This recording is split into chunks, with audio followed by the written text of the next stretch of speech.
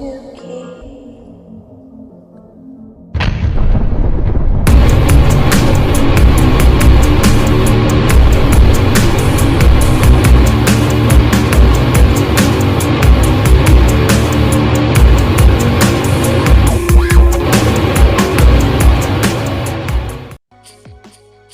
Hello, everyone. Good evening, and welcome to another edition of This is Revolution podcast. Let me turn that music off real quick. We have a fully packed show. There's so many people on the show right now. Some were invited, some were not. So let me bring in my co-host, my homie, my dog, who apparently is going, as someone put it in the chat, low-key viral. His name is Pascal Robert.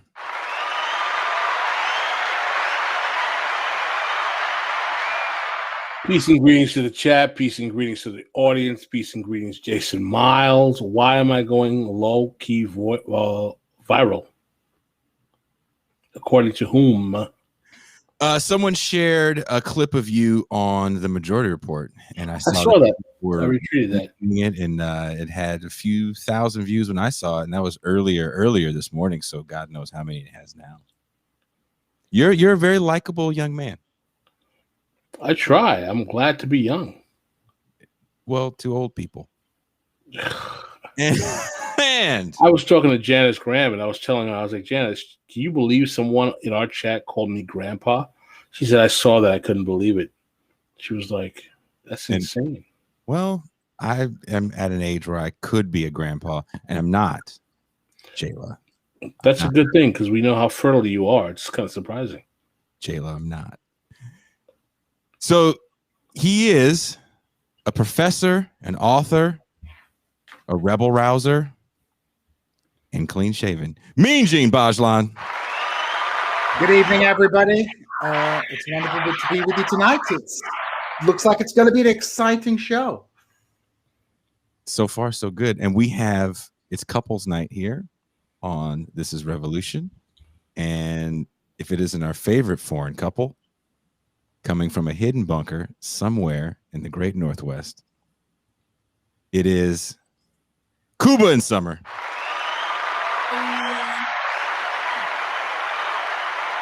If I had Casey and the Sunshine Band-esque music, or Earth, Wind, and Fire, because that would have been proper music for this. Very happy, black yacht roddy kind of music. Stop with the yacht rock conversation. And before we introduce our guest, Cuba, Summer, how are you guys? Pretty good. Doing Thanks well. for inviting me back. It's been a few months since I last appeared. Yes, you are part of the foreign policy family. Thank you. That's Look right. at that. It looks funny because it looks like the way Cuba's sitting, like he's waiting for her dad to yell at him. This actually kind of reminds me of like a new version of the actual opening to All in the Family. You know, the part where they're sitting next together in front of the piano and they're singing. It's like a weird kind of play on that vibe. Those were the days. Yeah. Make like things. And That make a hit parade. Cause like we had I it. didn't know it was a music talent show. Those were the days. Cuba, you want to sing? Pascal's got quite a voice. He's got Your quite favorite a poem? voice. And we know when Yeah. you was it. I mean, that was a breakout show for Polish representation.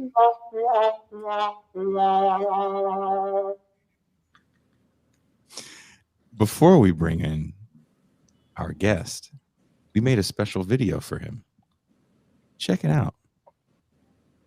And I just want our guests to know I had to watch entirely too much Henry Kissinger and William Buckley for this show. Thank you for your service.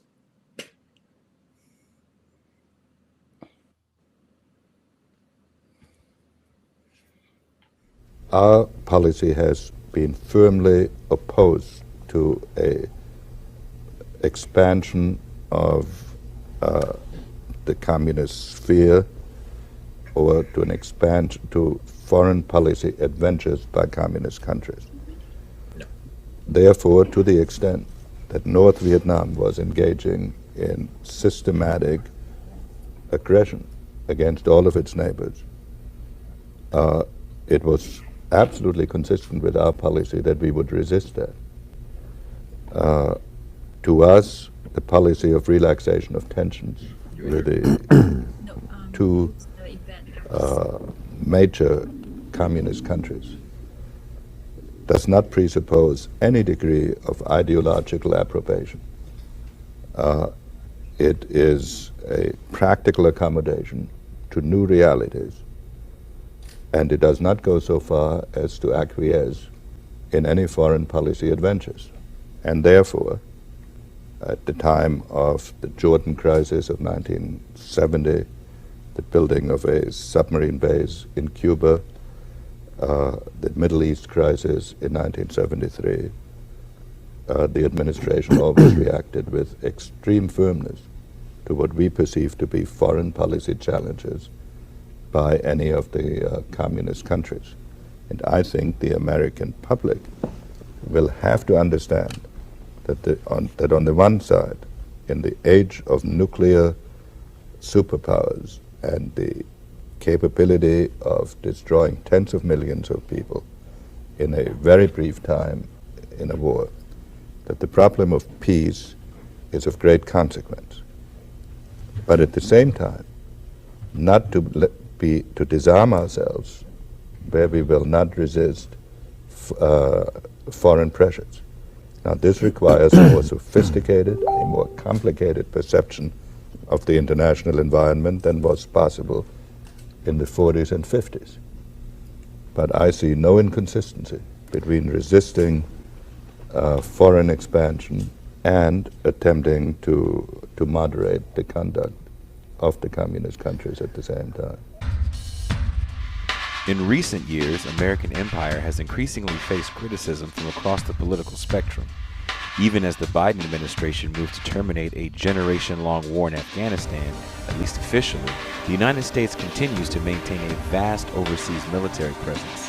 At the same time, it continues to intervene both directly and indirectly across a host of different theaters, from East Asia and Latin America to Africa and the Middle East. Although American political elites might disagree on specific aspects of imperial strategy, the notion that the United States has the moral right to exercise power overseas remains hegemonic. What explains this uniformity of opinion amongst political elites? What is imperialist realism? And what are the prospects for ending empire? We'll ask these questions and more. This is Revolution.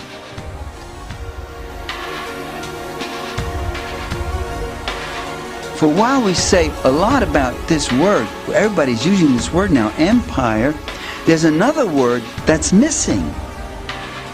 There's another word that's missing that's very closely related to empire, and nobody ever uses it except a few of us. And that other word is imperialism. Now, isn't that fascinating? How can you talk about empire without ever mentioning imperialism? Because imperialism is the process of empire. Empires do imperialism. That's what they do. They do imperialism. It's like going to a medical conference of pulmonary specialists and they're all talking about our lungs and never once mentioning breathing. You know, you got to say, what is missing from this picture? Well, imperialism is not only the process, it's the political, economic content. Imperialism is when the ruling interests of one country expropriate the land, the labor, the natural resources, and the capital and the markets of another country. Imperialism means plunder and tribute. Empires are not just all about power. It's not power for power's sake. Nobody goes out and just goes and does power. Or let's go to Africa and conquer chunks of Africa because then we'll feel more powerful. You know, you go to Africa because there's something there that you want. It's one of the richest places in the world. That's where you got, I mean, tin, copper, diamonds, gold, hemp, timber, human beings, slaves, all the stuff that enriches you. That's what King Leopold, he didn't have any grudge about the people in the Congo. He didn't care one way or another about who they were, where they were, whether they lived or died. He just wanted them and work them in those mines so that he could get richer and richer and richer. So it's not power for power's sake. It's power to get your wealth, and using your wealth to increase your power, and using your power to maximize and secure your wealth. That's what it's about. That's what the guys who are in the White House today are doing. So it's plunder, it's tribute, it's these rich resources, it's expropriating the land, the crops, the cheap labor. Empires are enormously profitable, mostly for the ruling and investing class of the imperial country. Empires are enormously costly for the common populace, both of the targeted country and of the imperial country itself. The Republic will be reorganized into the first galactic empire for a safe and secure society.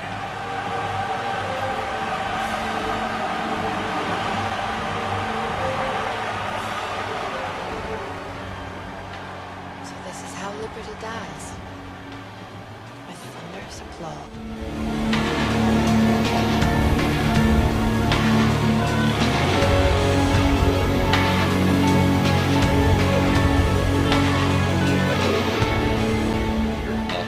Start talking and you're muted. You are not muted anymore.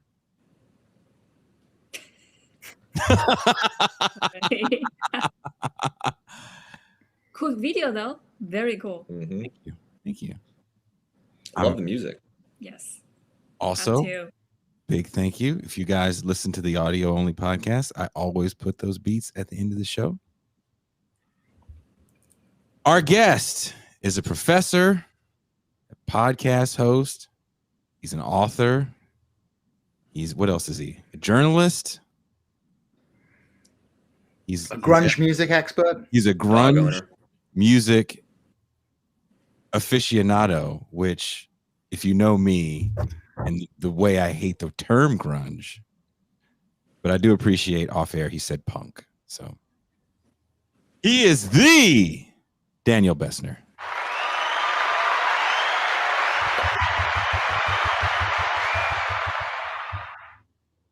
Daniel Bessner, as they would He's say in muted. French. Did you unmute, Daniel? Thank you for having me. And it actually is a Bessner. The only other famous Bessner was a plantation owner in Haiti, I believe. Oh, man, you went. No relation. No relation. I'm glad you said that, because that is actually where I was going. Since That's we are Grant talking about Mau. imperialist realism, foreign policy, and the American global stage, my first question to you, being that one of the most recent international events that has occurred within the actual purview of America's hemispheric control was the assassination of the Haitian president, Jovenel Moïse. Now, as I am aware of the general machinations of Haitian politics, one of the things that I know about that reality is that no one assassinates a Haitian president without the least the green light of the United States State Department. That doesn't happen, not in modern times. No one in Haiti, anyway. My larger question to you is that in the context of the fact that post-Trump, the Western world is seriously trying to decipher whether or not it is better to make the pivot to China or to maintain its relationship with the United States as the hegemon of record, if you will. This is a decision that is basically up to Western powers that are on equal footing and have the choice to decide, particularly in the Eastern Hemisphere. But what does America's position mean for those countries in the global South in the Western Hemisphere? who are not going to have the capacity to make the decision as to whether or not they can pivot to Asia or not in the wake of America's twilight in the eyes of many, if you will. How does that complicate events as we just saw in Haiti, as we're seeing in the global South, as we're seeing in Colombia? What exactly is the play for those countries in this particular conundrum between China and the U.S.?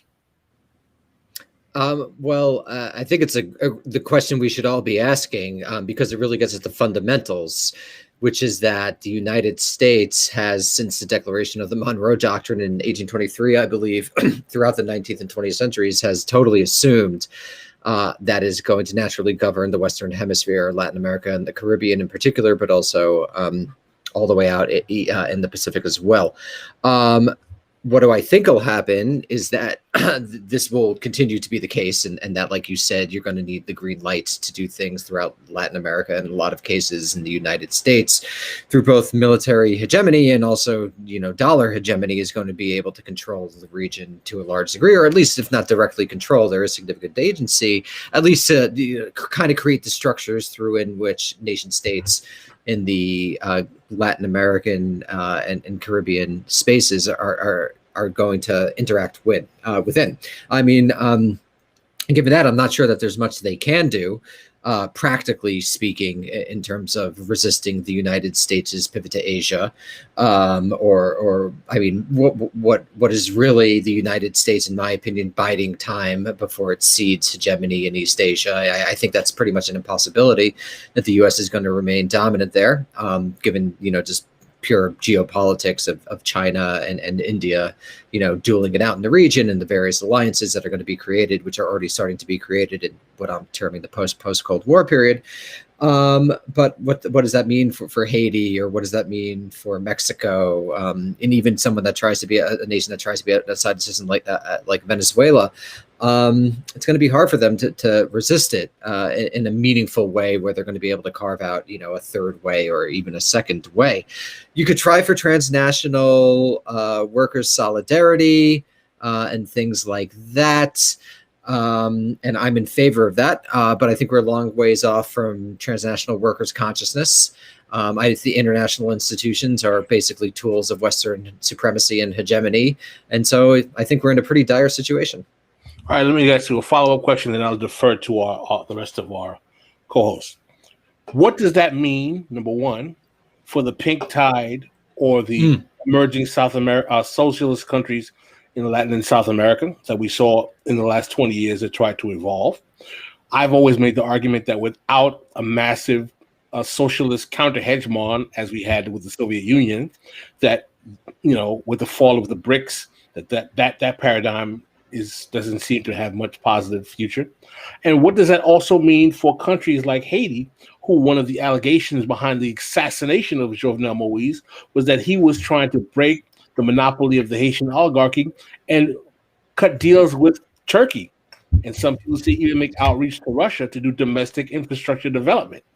Does that mean that those efforts will be thwarted as well? Well, I mean, to be honest, I'm not an expert on Haitian domestic politics. I generally look to NACLA. I don't know if you guys know that organization, the North American Council in Latin America, based out of NYU. And so my understanding of Moïse in particular was that there was a lot of problems with him. But again, I'm not really a specialist. But I don't think Turkey would ever be able to make serious inroads into the Western Hemisphere for a variety of reasons. Turkey is a middle power. It's really trying to assert hegemony in the Eastern Mediterranean right now. It's involved in Libya. It's involved all over the region. I think it'd be very difficult for them to do anything beyond a sort of symbolic gesture towards them. Well, we do have the fact that there were executed memorandums of understanding between Erdogan and the assassinated Haitian president. He actually visited Turkey in June, the month before his assassination. Yeah, no, I have no doubt that something like that would have gone on, but it wouldn't have been able to challenge hegemony in the region in a real way. I significantly have my doubts. Would it be enough justification for the United States to okay an assassination?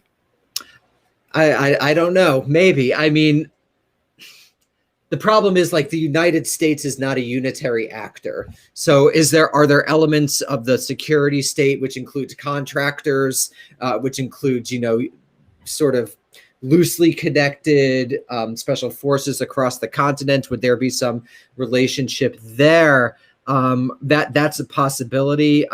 Do I see Joe Biden doing it? I don't see why. I don't think he would be, just given his tenor. He doesn't seem like he would do that, but are there elements of the security state that are probably involved in this? Particularly, at the very least, it seems to be a blowback or consequence or aftermath of something like Plan Colombia. I would say so, but it's hard to know. It's hard to know. That's my honest answer. I could go to your other question about the pink tide. Go ahead. Yeah. So, I mean, I think that's a really good question. And so one hopes that the moves made by left-wing leaders, like Chavez in the past or Lula in Brazil, are able to be, advanced upon. Hopefully, of course, Lula comes back to power.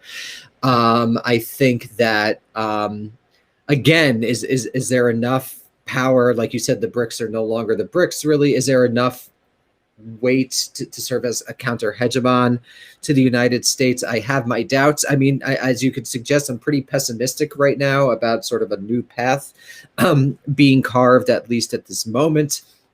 And I think it's important, at least what I try to do, is to try to look at power relations in their sort of like ugly truths. And so I don't really see that happening right now. I could be wrong. There could be an exogenous shock, but it seems like the U.S. is pretty much locked into the hegemon in the Western Hemisphere for the foreseeable future. I will defer to the other co-hosts. Danny, it's great to have you on, and I have another question for you. So you have a forthcoming title from Zero Books entitled Imperialist Realism. And I would like to sort of zoom out and kind of get your take on what do you mean by imperialist realism, and what is the relationship with that term to the formulation and execution of American foreign policy and America's relationship with the rest of the world? Yeah, I think it's a good question, and I'll try to explain it. So, of course, there's the famous Frederick Jameson line that Mark Fisher quotes, I believe, in Capitalist Realism, which is that it's easier to imagine the end of the world than it is the end of as it is the end of capitalism, or something along those lines. So I basically am trying to like build off of that idea and argue that imperialist realism is just a notion that, it's easier to imagine the end of the world than it is to imagine the end of hegemony. And at this moment, at least in a really literal sense, when we're constantly imagining climate change, global pandemic, just the continuation of inequality, those things seem more likely to happen than the end of the American empire. And I think that has a lot of consequence for how Americans understand themselves, how people throughout the world understand the United States, a lot of impact on U.S. culture, and sort of like the miasma of imperialism that people within the United States, and even more broadly speaking, the North Atlantic world, the Western world, however you want to delimit that, how they experience American hegemony is something that's just incredibly natural, something that's going to been here forever and is going to go on forever. And so that's basically what the concept refers to. Okay, and would you say this is the dominant ideology then of the people who formulate American foreign policy? Yeah, I think this is what people mean when they refer to the bipartisan foreign policy consensus, the assumption that the dollar should be the center of international financial transactions, the assumption that the United States should govern the world through armed military supremacy. I think that is just you can't really make a career in official DC if you don't have those foundational assumptions. Now, you might not think the United States should be in the Middle East. You might think like China is a greater threat or whatever, but you still believe that this form of global leadership is desirable and achievable in a real way. There's the question earlier about China, why it's not very interested in helping or promoting international worker movement. And I feel that it's kind of relevant after what Daniel has said. It's good to set comparison here. China's official guideline and principle of foreign policy is non-interference, not to interfere with domestic politics, with within any country, whatever you do, you're a dictator, you're a democracy, you do you. And then we deal with whatever outcome that is. That is the official line. I'm not saying anything else than that. But it makes sense. I think first is a direct response to the like American style big country, and China is trying to find another way to grow up, like out of the Cold War context. But on the other side, other hand, this is probably the only way that China can keep itself on the radar of the two countries for so long, and being able to seek its own position in the international society. So that's one of the, I think that's the biggest drive of that. And if you ask China or ask the foreign minister of China, that's what they will say. But I would just kindly hint on the other side of the story, that is, China is not really interested in its own workers' movement much recently, or in the past 40. I don't know, in the history of PRC, I never saw it very much promoting this like workers' rights. Especially right now, many people that I engage with or hear from kind of conceptualize China as like state capitalism, because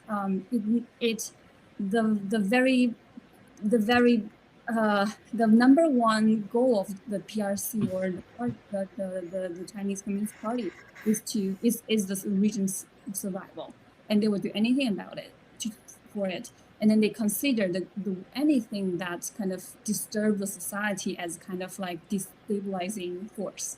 Therefore, workers' movement. Right now, you hear a lot of discussion on the Chinese internet about 996. Some people in China work from 9 a.m. to 9 p.m. for 6 days. It's common, not just like, and it's sometimes encouraged. So that kind of, all of the kind of things are kind of tolerated by the region, because they know they kind of sided with money, I would say. And that's why like the workers' movement inside China was never really being supported. So not let alone international working movement. And to pick up on what Summer was saying and putting it back in the foreign policy context, when it comes to the international environment for China's rise, there aren't that many advantages for it to play a kind of aggressively imperialist role in its own sphere of influence or beyond, or to be too forward in sponsoring revolutionary movements, workers' movements, even in countries that it has an adversarial relationship with, like the United States. It economically benefits from the current order. And the World Trade Organization provides it with access to markets. Its management of international investment within China has allowed for technology transfer, for the development of its own industries. So there are a lot of advantages that China enjoys, which would be at risk if they rock the boat too aggressively. Rather than necessarily creating an alternative order based on sort of socialist workers' values, workers' solidarity, it is more of a classic rising power that would prefer to displace the United States as hegemon in the current order, while retaining a lot of the characteristics of what we could call the rules-based international order, just with itself making the rules and at the top. I don't think China has global ambitions in the same way. I don't think China really needs to or has a desire to dominate the world. I don't think China would ever have 800 military bases. I think it wants regional hegemony. I mean, I do not think they're a friend of the international working class. I mean, I think you've got to be have your head in the sand to believe that. But I do think that they don't have the global vision that the United States does personally. And before I forgot to say, I just started a new podcast called American Prestige, That is on foreign Let's put policy. on Chapo. Yes, and I was on Chapo. So American Prestige, if anyone wants to check out more foreign policy stuff. Is it basically just foreign policy stuff? It's just foreign policy, yeah. It's weekly international, not U.S. foreign policy, it's international affairs. And, you know, we go into what's happening in China. We just did an episode on Libya, what's going on there with the, you know, post-peace process. So, yeah, just wanted to let everyone know. American Prestige. Bessner doing it up. Yeah, they're trying to. Bessner, I got a question for you, my friend. Oui. So here's the question, Daniel Bessner. There were suggestions before the rise of the Biden administration that with the rise of Trump and the reactionary right in the world, Viktor Orban, UKIP in Britain, Brexit, Boris Johnson, Golden Dawn in Greece, Front National in France, blah, blah, blah, you know, the Five League in Italy. There was a discourse that was being held in the world. Some would say it's maybe pedestrian, that we were in an age of a dialectic between the quote unquote globalists and the nationalists. Yeah, it sounds a little Alex Jonesy, if you will, or between the quote unquote neoliberals and the nationalists or the reactionary nationalists. Some people would say that we were or are in the age of impending fascism. Do you think the belief that there is some kind of dialectical or kind of binary struggle between a rising global reactionary nationalist movement and the traditional liberal democratic order post-World War II kind of NATO organizational mechanism? Do you believe that that dialectic is a reality, or is that just the fantasy of those who are rather pedestrian in their analysis of foreign affairs? It's a question that's been occupying a lot of people. I mean, I think in the end, there's a lot of capitalism. It's not all capitalism, but it's a lot of just capitalism, different sides of capitalism. But it does reflect and refract itself in different ways. You know, the xenophobia of a Viktor Orban or a Trump is different than the sort of global cosmopolitan, you know, free markets of a traditional neoliberal. That is affectively and rhetorically different. But I don't think either poses a serious threat to capitalism. I think that the Trump administration and what other neoliberal orders have been doing, conservative, you know, reactionary nationalist leaders have been doing seem to be mostly just neoliberal capitalism. It's not, you know, the sort of like autarkic or you know, bringing manufacturing back in a real way that, you know, a more traditional reactionary nationalist would try to do. But I mean, they do talk differently, and you know, it has real effects for people on the ground and their lived lives. So I think it's important to also recognize that. But you know, at least in the American context, I don't think what Trump bears any genuine relationship to what most people mean when they say fascism, which is Nazism or you know, Italian fascism under Mussolini. I don't think that what Trump did or January 6th or what have you indicates a coming fascism. It indicates good old reactionary American nationalism, in my opinion. Why do we have to assume that it has to be a Mussolini or a Hitler type fascism? Why can't it be like, you know, what's my man who was in Spain type? Franco. Yeah, and then it gets into questions of like, what is fascism? And so my ultimate belief is that in the sense that like you have like a checklist of fascism, and a lot of regimes will fulfill that checklist. Does that mean they're all fascism? To me, fascism is a really historically situated phenomenon. In particular, it relies on a mass traumatized generation of young men who have military experience, and I don't think that's going to happen again on that mass scale. You can't really have fascism in a moment that is not defined by mass politics. Most people in masses do not affect what goes on in their polities. That wasn't true in the 20s and the 30s. So I think you can't really have any form of fascism without a genuine mass politics, and we don't really have that. So, but I mean, well, hold on a second. Now, I will agree with you in one way and disagree with you in another. We do have a phenomenon of nationally disaffected men. They may or may not have military training. And That's the weapons. crucial part, though. That's the crucial part, in my opinion. And I could go into why. Well, go ahead. Well, listen, let me ask you a question. My position is that, and I don't understand. I'm not saying I disagree with you, but what I'm saying is that instead of having necessarily brown shirts that are militarized, why can't we just have, for example, survivalist groups or American militias or those types of phenomenon that expand? Because I just think that the military experience, the literal experience in violence, the sort of traumatized nihilism that informed a generation is fundamentally different from these sorts of like stochastic random militia groups. There's really no, in my opinion, as I've read a lot about World War I, and that just sort of the soldierly experience and the bonds that are formed and the willingness to take sacrifices.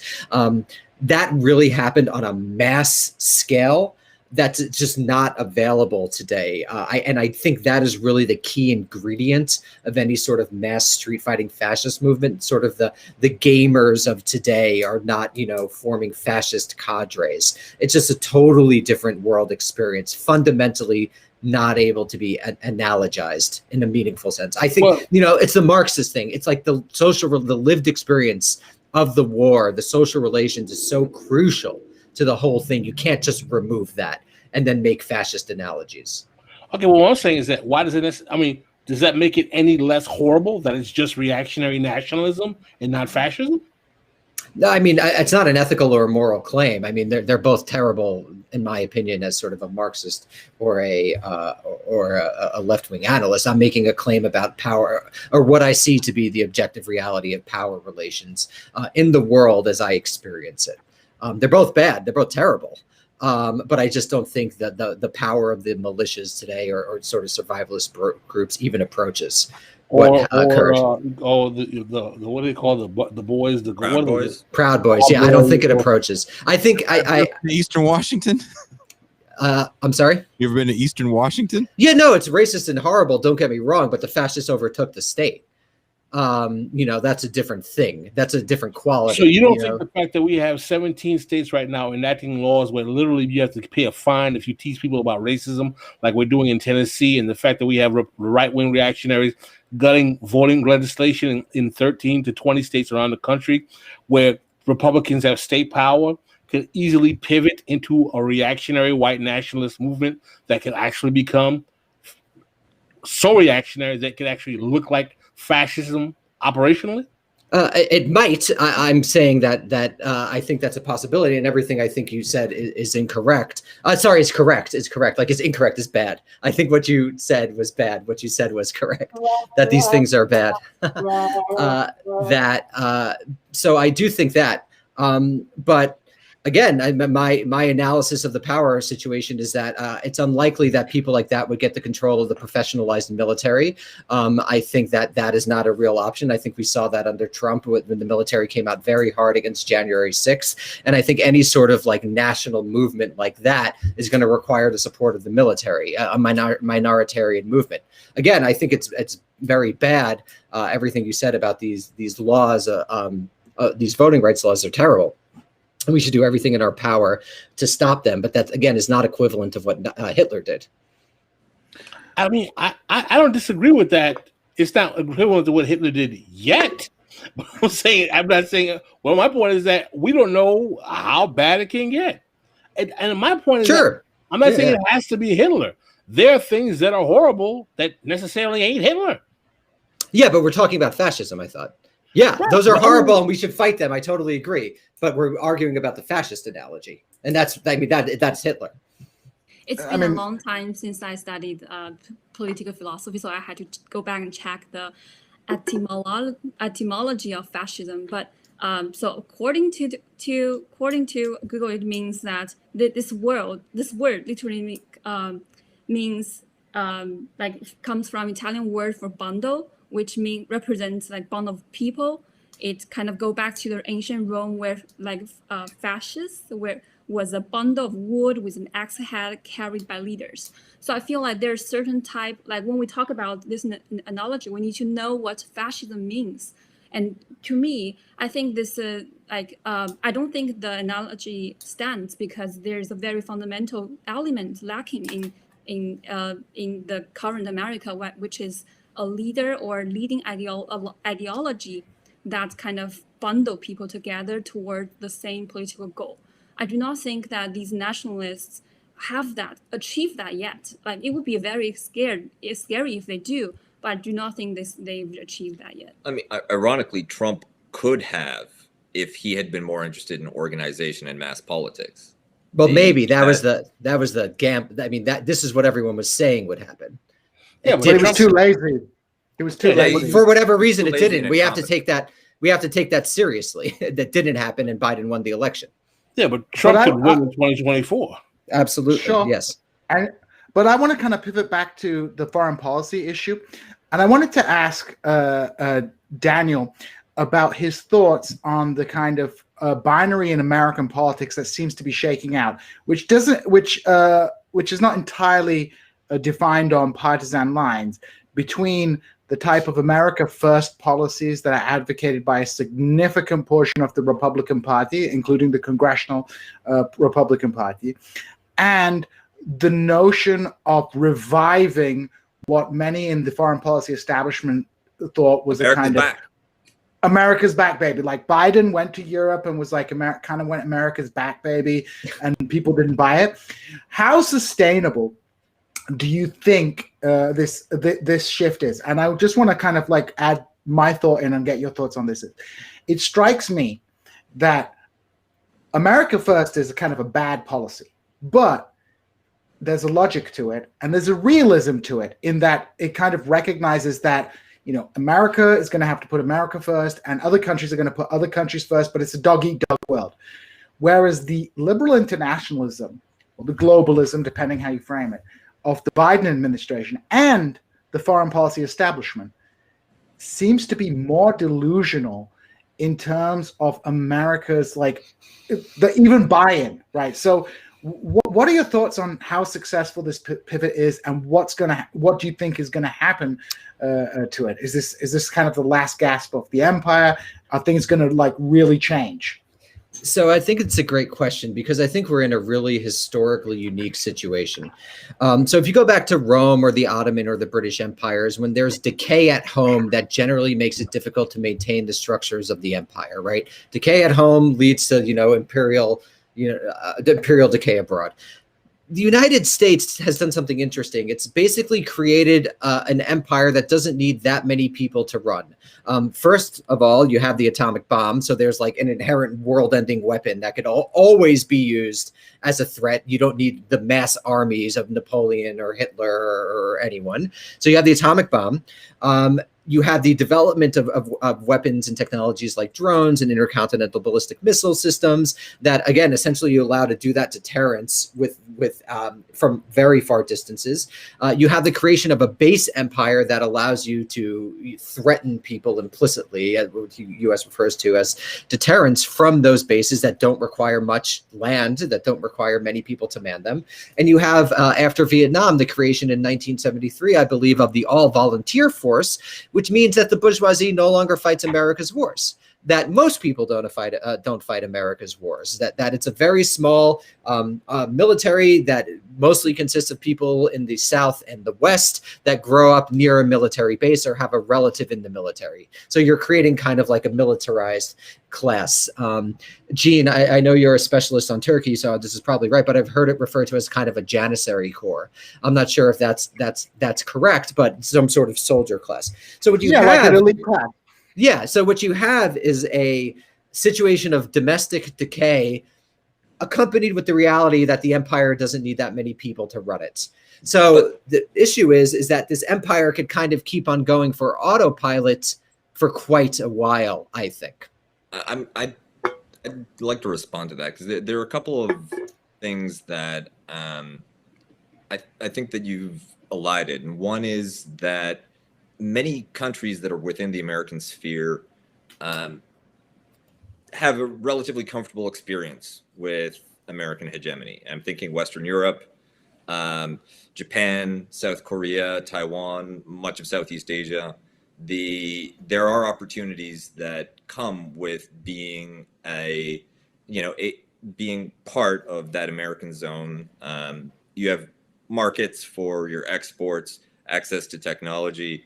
You also have movement of elites, circulation of bourgeois, the bourgeois strata from places like the Philippines, places Latin America, not to say all of the West, through the United States, through American institutions, many people with dual citizenship. So there's just looking at the American hegemony as an American phenomenon loses sight of all of the international buy-in that actually goes with the system. There are reasons why other countries acquiesce to American rule that don't have to do with fear of getting vaporized by nuclear weapons, and have to do with pragmatic calculations of where their own interests lie. Because could you be specific about which countries? Because I think it's true for some and not for others. So, for instance, Japan, right? Yeah, sure. Japan, the people who are in the core. Yeah, the core has it pretty good. North Atlantic, Japan, South Korea, Singapore, Malaysia. Totally. Yes, those countries aren't going to love it. But I think the United States doesn't have the material capacity to, if China invades Taiwan, for example, I do not think the United States would respond. Well, there's also the question of what warfighting nuclear annihilation looks like. And you made the point that the military bases, the American sort of archipelago of force projection, doesn't require a lot of land, doesn't require a lot of people to man it, but it actually requires a tremendous amount of logistical support. The infrastructure needs to be robust. Yeah. The technology, for instance, the F-35 is incredibly frail, right? It might be invisible in the air, but it actually stays grounded for 10x or more the amount of time that it can actually fly. And not only that, but all the technology that goes into it, the supply chains that need to manufacture it. So that may actually be the real vulnerability, that the decay doesn't come from social problems or inequality at home. The decay comes from the breakdown of international political economy, right? It turns out that a lot of those chips are being manufactured by countries that are vulnerable to Chinese influence. A lot of rare earth metals are sourced from locations that are not necessarily under American control. And that technology may actually be the Achilles heel. On the one hand, it allows you to divorce yourself from American mass politics, but it also makes you subject to a different type of material constraint. I want to add on to that. I think the other side of this kind of like economic hegemony is the cultural hegemony, like Ramsey. Yeah. For a long time, America dominated the world not only by nuclear power, but also by Coca-Cola, Wonder Bra.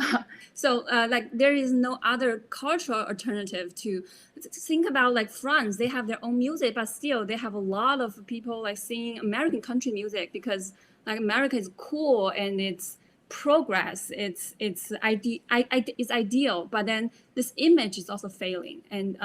It's no longer. I don't think it's a light tower to like democracy anymore. Not the city on the hill, and the cultural element is also eroding. Yeah, I don't think soft power is that important. Fundamentally, that was an argument that Joe Nye started making in like 1980, 81. I just don't think it's not that important what songs people sing. I think you're going to find indigenous. You're already seeing it in India. You're seeing it in China. You're even seeing it in Europe.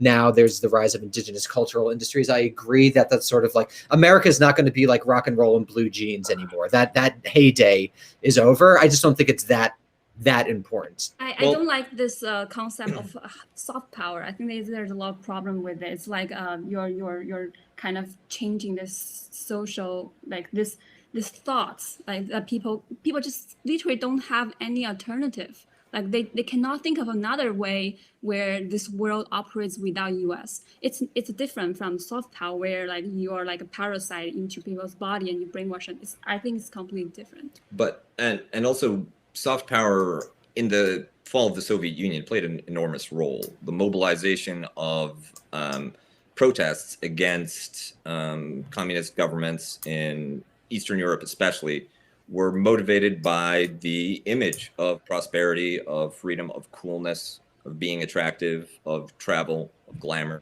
that looked like it was broadly available. I'm not sure I agree just as historical, but I think that's a different conversation. Let me pivot. Let me kind of go off on this question. What about if there's a combination of the cultural soft power or the cultural penetration and actually State Department subterfuge? For example, in Cuba right now, State Department sponsoring hip-hop groups internally that are using the popularity of rap music to destabilize a communist government that's viewed as an enemy to the United States.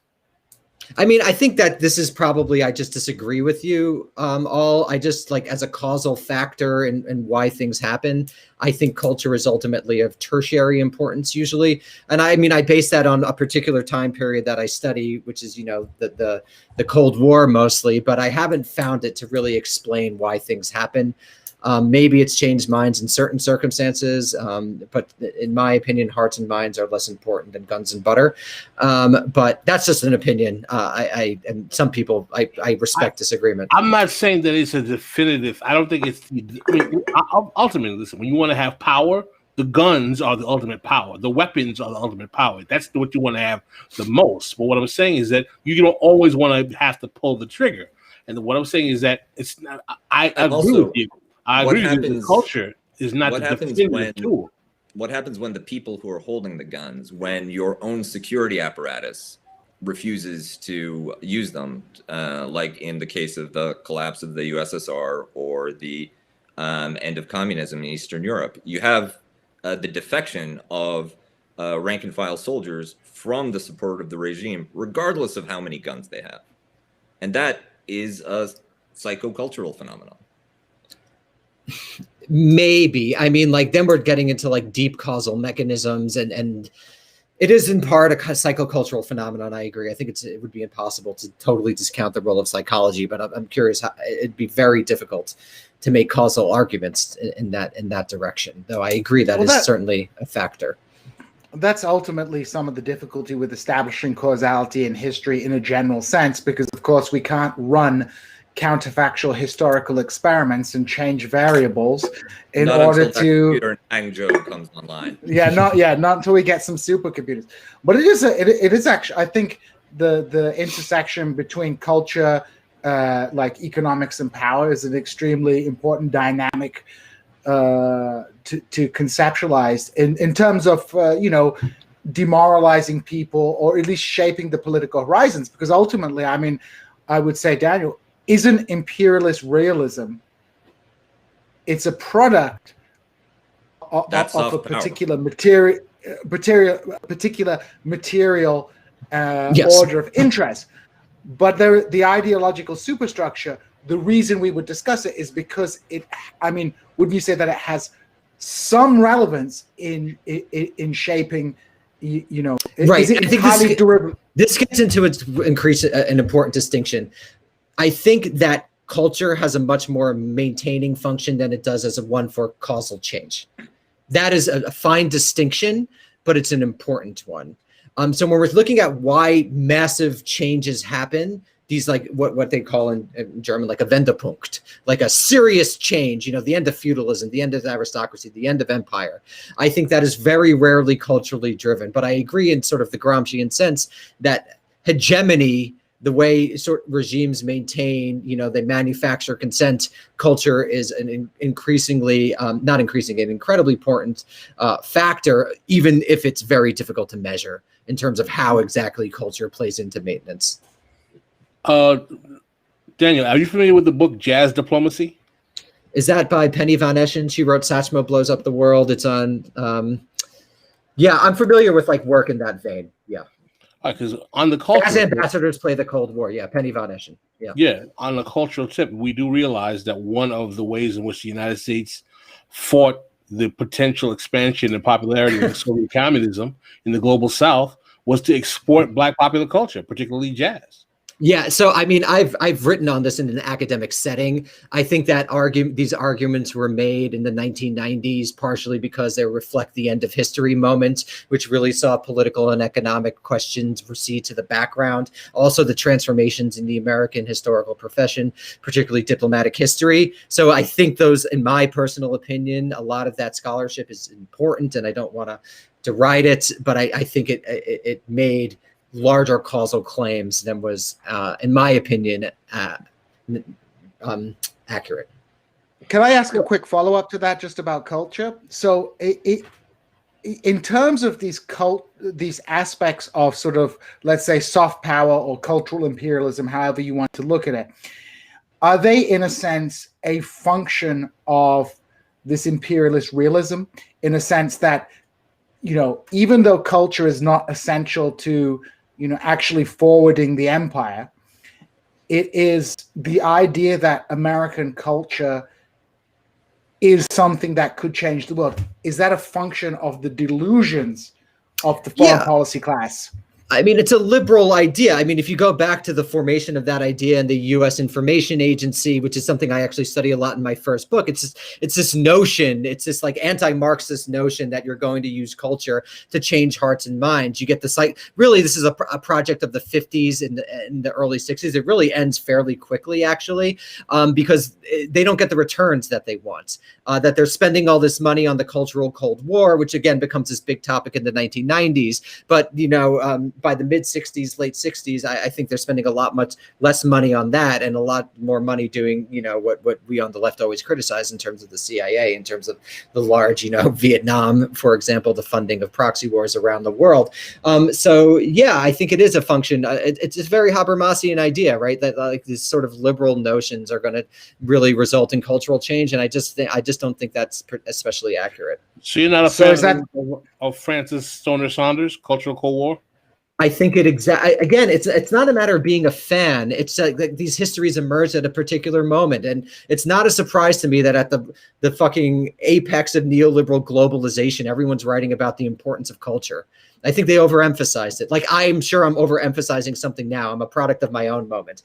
So I think that book is very important. But again, I think it exaggerated the causal impact of a lot of these cultural claims. I really do. Well, before we go, I did want to address this question, let you guys, the panel, address this super chat question. Thank you very much, Infinite Content. Serious question. If the Global South nationalizes their resources, would the USA get to sanctions or the CIA get to cooing, or both? Yeah, that's a really good question, because I think in a lot of the Global South countries, that nationalization, again, emerged from a particular post-colonial moment that no longer really exists. You know, Marx said that either the transnational working class would become conscious in and of itself, or, you know, we'd suffer the ruin of the contending classes. And I think we're kind of in that latter moment, at least right now. There's, I think, very little space right now for people to exist outside of capitalism. I think it's genuinely conquered the globe, which Marx always said was a possibility. So I don't see how a government could nationalize it without basically committing suicide in a real sense, barring some exogenous shock. There could always be an exogenous shock, a massive war, a meteor, genuine climate change that affects power elites. That could always happen. But at the moment, as I see it now, I don't even see how such nationalizations could take place, or at least in a way that they would take place without being amalgamated into the larger neoliberal system. Well, yeah, to pick up on that, you know, Saudi Aramco was a national oil monopoly. The Emiratis have a national oil monopoly. Statoil in Norway is a national oil monopoly. It all depends on what you mean by nationalize. If you just nationalize and you create a state-controlled enterprise that sells on the international market at a competitive price and will continue to supply clients in the United States, then it's actually not that big a deal. It's a question of neutralizing the opposition of the people that you're expropriating, and dealing, you know, putting out some political fires that might go along with the sectoral links between your country and the United States. But there are ways that you can nationalize and get away with it. There are ways where you could nationalize and it wouldn't even matter that much. If so there's another question here, which is you got to take apart the black box of American foreign policy. It's not a single, nerve center that makes all of the decisions out of Langley. There's a heterogeneous set of actors. Some are private sector. Some are subsidiary elements within the security apparatus that actually have a tremendous amount of autonomy, but over a very narrow area. Then, like Congress also plays a role. And once you get to a granular level, and once you get to a specific country with a specific resource, then it becomes a list of like 20 people that you need to neutralize or co-opt, and you could make it stick. But that's not always easy. The very reason why this couldn't happen, I feel like it illustrates my earlier point about cultural hegemony. I think this lies in the core of the American power, the dominance of school of economics, the hierarchian thought of a free market, just make it impossible to do that. Capitalist realism. Yes, and imagine in that after during 1997 financial crisis, East Southeast Asian countries just basically all accepted the IMF packages. Except for Mohammed Mahathir's Malaysia. Yes, and recently I've seen academic papers starting to discuss that. Is that really a good thing? But it has been 20 years after, and then it started finally as, so this kind of gray hierarchian thought is not necessarily a good thing. So imagine like that. I think that is also a very, very strong drive of this. You mentioned like a maintaining force on the intellectual hegemony, the not just foreign policy thinking, but also economic thinking that keeps the entire project moving, kind of like you said. And I think about like in the 1920s when this was a live question. The famous socialist calculation debate, right? Socialists are really arguing about there's a reason we don't ever hear about that anymore, right? There's a reason that because it's not a live possibility. And I think as a leftist, I think one of the most important things that at least I try to do is look at power from like the most cynical, most pessimistic perspective. And I think that's where we're at. And we need to really recognize this sort of very, very, very weak position we are before we try to build out from there. So I just wanted to let people know this. That's my perspective. Well, we are over an hour because Cuba and Summer are just so adorable with their combined back and forth. And you can only imagine what the dinner conversations are like. If you are a patron, we are going to keep this conversation going. Dr. Bessner, will you be joining us in the second half? Yeah, I could stay for about 20 more minutes if that's cool. Oh, that's totally fine. Yeah. You might be able to help Pascal and I with a little bit of a music question we have. I'll try. Before we head off. Nirvana. The answer is Nirvana. No, that's never the answer. It is always the answer. Never the answer. Oh, by the way, real quick, Daniel, did you go when you interviewed Buzz? Did you do it in LA? It was actually in the middle of COVID. So I was in LA, but it was via Zoom. If you get a chance to go to that studio. Oh, I'd love to. I'd love to meet them in real life. I'm really a big fan of the Melvins. Well, you know Conan, so that's just a matter of Yeah. But there is a question, and this goes out to the chat as well, and it's kind of a two-part question. Pascal and I have been having a very, very heated debate about who is the greatest light-skinned R&B singer of all time. Can I have one? Nirvana. They are light-skinned. Between Howard Hewitt and Eldebarge. Is Daniel Googling who Howard Hewitt is? No. Because if so, that would be awesome. And also, we're debating who classifies as black yacht rock. Oh, God. I'm going to go ahead and say Nirvana. It's always the answer. So that's a very small part of what we're going to be talking about. We're, of course, going to be continuing this conversation. Thank you guys for checking it out. If you're not a patron, Wherever you're watching this show, there's a link in the description. Click the link and watch the bonus half of this show. Until then. Also, once we get to 1,000 patrons. Oh, I keep forgetting to say that. So once we get to 1,000 patrons, and if the world is safe, we're going to do a live show somewhere in California. Not saying where necessarily. Somewhere in California. Undisclosed location.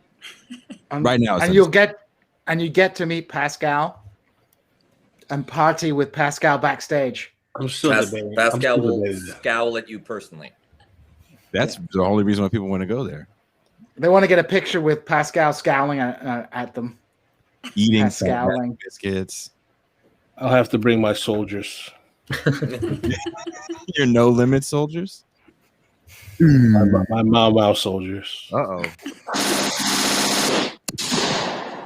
On that note, people, we are...